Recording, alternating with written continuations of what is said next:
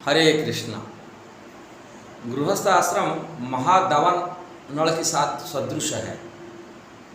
अब महादावानल क्या होता है? दावानल जो दावाग्नि कहा जाता है। वन में जंगल में आग लग जाता है, वो फैलता है, चार साइड फैल जाता है, बीच में जानवर उसमें जलते हैं, झुलसते हैं, इसको दावानल कहा जाता है। अनल लग जाता है, मैंने वन में जंगल में आग लगना दावानल कहा जाता है।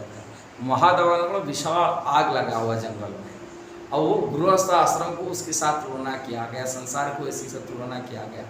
ये श्रीमद् भागवत में इसको रघुगण को उपदेश देते हुए भरत महाराज कहा, जड़ भरत जी जो कह उपदेश दिए हैं, उसमें सदृश कहा गया। दावानल सदृश में क्या किए कि जंगल में आग लग जाता, कैसे जीवात्मा इसे फंस जाता है और फंस की इसमें झुलसता है, आग लगा हुआ है।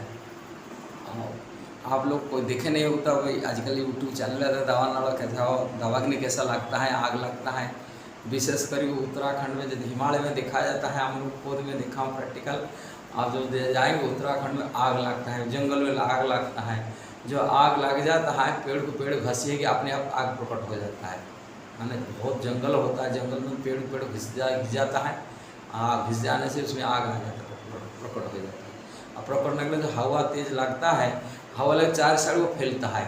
अब बीच में इतना आग फैल जाता है, अब बीच में रहने वाला जो जानवर होते, जो जीव होता है, वो बाहर निकलने के रास्ता नहीं मिल पाता और उसमें छटपटाता है।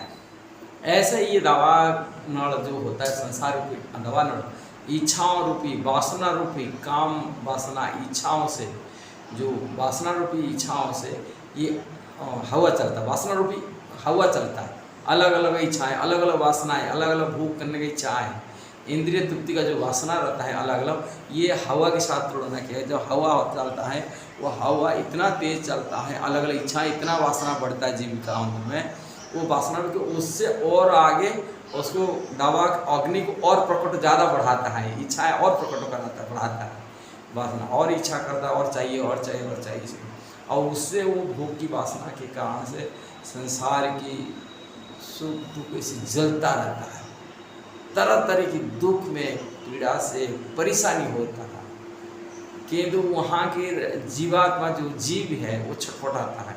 छटपटाने के बाद ये जो जीव ऐसा ही भोग करता है, भोग की इसमें अंदर फंसी के रहता है, वो भोग की वासना फंसी के रहता है, उसमें निकलने के लिए कोई चाहता नहीं, और जो निकल जाए उसमें जलते हुए झुलसते हुए जो जीव है वो सबको यही उपदेश देते हैं। हम देखे हैं ये परेशानी है, इतना कष्ट में झेल रहे, अपनी ज़िंदगी बीत चुका है, किंतु परेशानी होते हुए भी दूसरा को उपदेश देते। गृहस्थ आश्रम में तो ये सब सहना पड़ता है, बिना सह की कैसा गृहस्थ आश्रम मेंटेन होगा।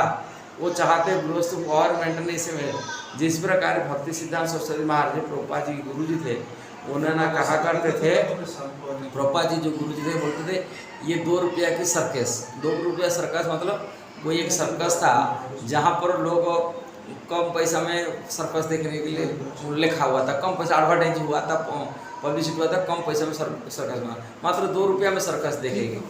और कम लोग उसके अंदर में किया जाते थे, वहाँ अंदर में जो सर्कस के बाहर तो ऊपर बोर्ड लगा था, कम सस्ती में सर्कस मिल रहा है, बहुत सुंदर सर्कस, बहुत बढ़िया सर्कस, पूरा पब्लिसिटी हुआ है, डिक्लेयर हुआ है। कि अंदर में क्या जाता है, अंदर में खूब पिटाई है। जो सर्कस देखने के लिए जाता है अंदर में सर्कस तो नहीं होता है, वहाँ आदमी खूब पिटाई करता है दूसरा को, जो पिटाई करता, जो जाते जिसको खून पिटाई लगता है, पिटाई खा कर आकर सब लोग जो बाहर इकट्ठा हुए लोग लाइन में खड़ा हुए, वो बोलता हम सर्कस देखे, कैसा सर्कस देखा, बहुत बढ़िया सर्कस है, क्या है, अब जाओ ना अंदर में। अब जो जाता हुआ अंदर में खूब पिटाई लगता है, अब पिटाई खाई के आता है बाहर से आकर के लोगों को बताता है बहुत बढ़िया सर्कस, आप भी जाओ। ऐसे ही संसार में ये झुलस दावानल में फंसा हुआ जीवात्मा कष्ट भोग रहा है, जानता है जीवन भर बहुत कष्ट है, सह रहा है, अब आकर ही बोलता है बहुत बढ़िया सर्कस है, जिस कैसे हो बढ़िया सर्कस है, आप भी देखो, आप देखो खून पिटाई करो। नहीं, ये संसार ऐसा ही होता है, संसार में सब बोलते संसार तो करने से इसे तो कष्ट मिलता है, इसमें कोई बात नहीं है, अब वो कष्ट सहते रहो, किंतु कष्ट से मुक्ति पाने के लिए कोई प्रयास नहीं करता। जीवात्मा फंस की छटपट जैसे जीवात्मा झुलसता है, दवा अग्नि लागने से अलग अलग जीव बेजबान जीव जैसे जलता है, ये जीवात्मा जलता रहता है, ये संसार में। इसलिए ये संसार के रूप में दावानल को वर्णन किया गया संसार को शास्त्र में। यदि ये संसार दावानल से बचने के लिए कोई चाहता है तो भगवान श्री कृष्ण के नाम की शरण में जाना चाहिए कलयुग में। और दूसरा उपाय है, एक ही उपाय कलयुग में, केवल हरे नाम हरे नाम हरे नाम एवं केवल कलो नास्तेव नास्तेव नास्तेव गतिनाथ। कलयुग में दूसरा कोई रास्ता नहीं, एक ही रास्ता है हरि की नाम। यहाँ ज़्यादा से ज़्यादा हरि नाम ले, अब भगवान कृष्ण की शरण में जाए, कृष्ण की भक्ति में लगे, कृष्ण के संबंध में अपने को जोड़े। जब कृष्ण से जुड़ जाता है, कृष्ण भक्ति कर लेता है, भजन कर लेता है, कृष्ण नाम जप करता है, थोड़ी संसार दावानल में पानी बरसता है। कृष्ण नाम को पानी में सिंचन होने से उन्हें दावानल बुझता है, उन्हें जो दावानल बुझते हैं वो जीवन को असली शांति मिलता है, असली सुख मिलता है।